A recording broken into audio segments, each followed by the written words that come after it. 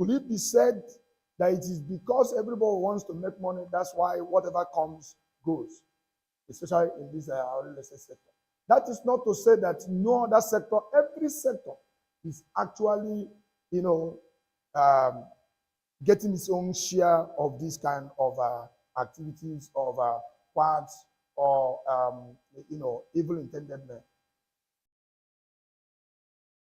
So oftentimes I look around me and I see innocent men and women who naturally would not want to get into the fold that just collect people's money in the name of just let me make sales, even when they know that that's a fraudulent transaction. They just want to collect people's money. And that's why anywhere you introduce yourself, there's a lot of stories around, oh, is it not these people that collect money? They don't. So many stories like that. So I saw the need to help people, especially the innocent ones, who have not known anything like this, who have not have not sold their soul to the devil in the name of making money. The need to shelve them, to make them understand that their life is beyond creation of wealth. That after wealth creation, there is more, or there are more to what life means to you.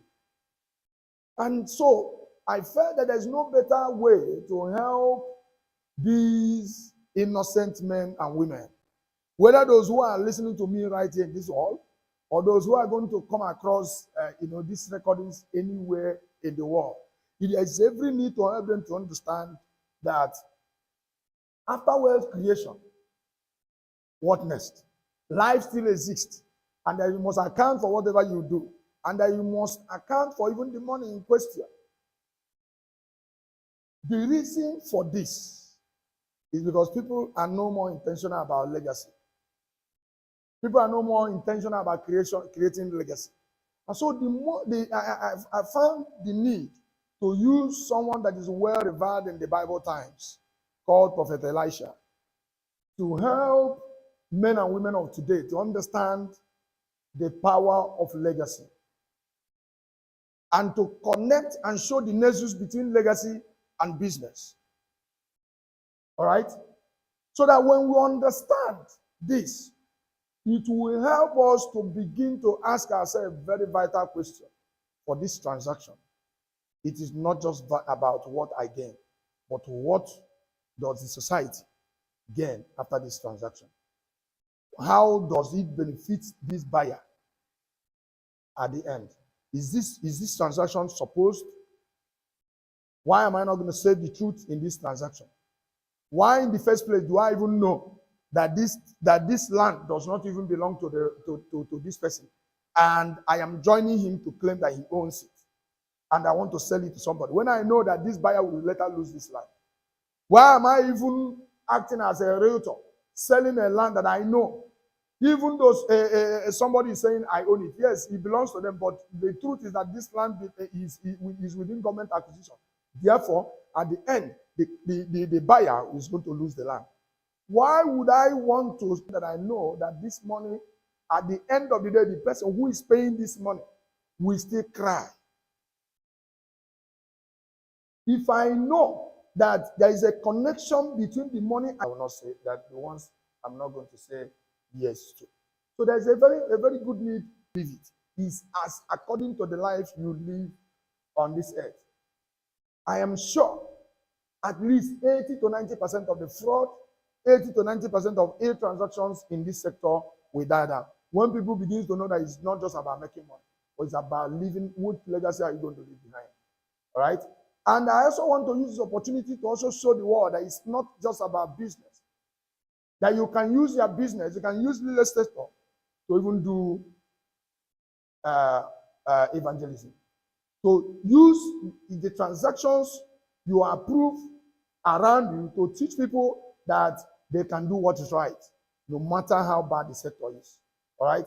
So, the life of Elisha, one will continue to wonder, why is it that after all the names that Elijah made for himself in the Bible times, in the current world where we find ourselves, Even in the Jewish society of today, the name Elisha is not a name to reckon with.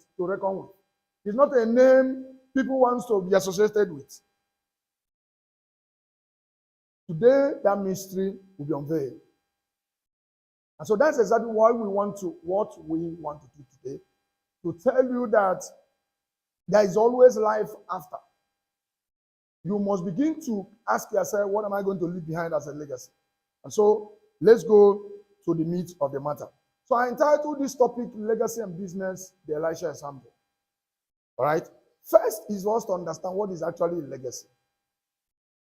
What is a legacy?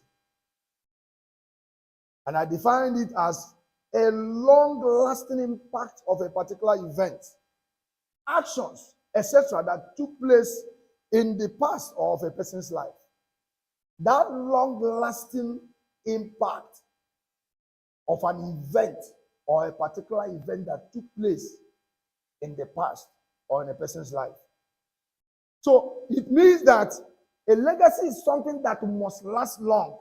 The impact that it created long after. So whatever you are doing now, it cannot be called a legacy today. It's going to be taken for a legacy long after now. So it's either going to be remembered in the negative or you are going to be remembered in the positive sense of it. We still know of the language, the name called Elisha, Elijah, and etc. Jesus Christ. They are names that existed, but they're still being remembered today. Some for positive reasons and some for what? For negative reasons. These are legacies. Do you understand? So I also called it setting an example for others and to guide their future. Whatever you do today in your family homes, environment where you find yourself, is actually an example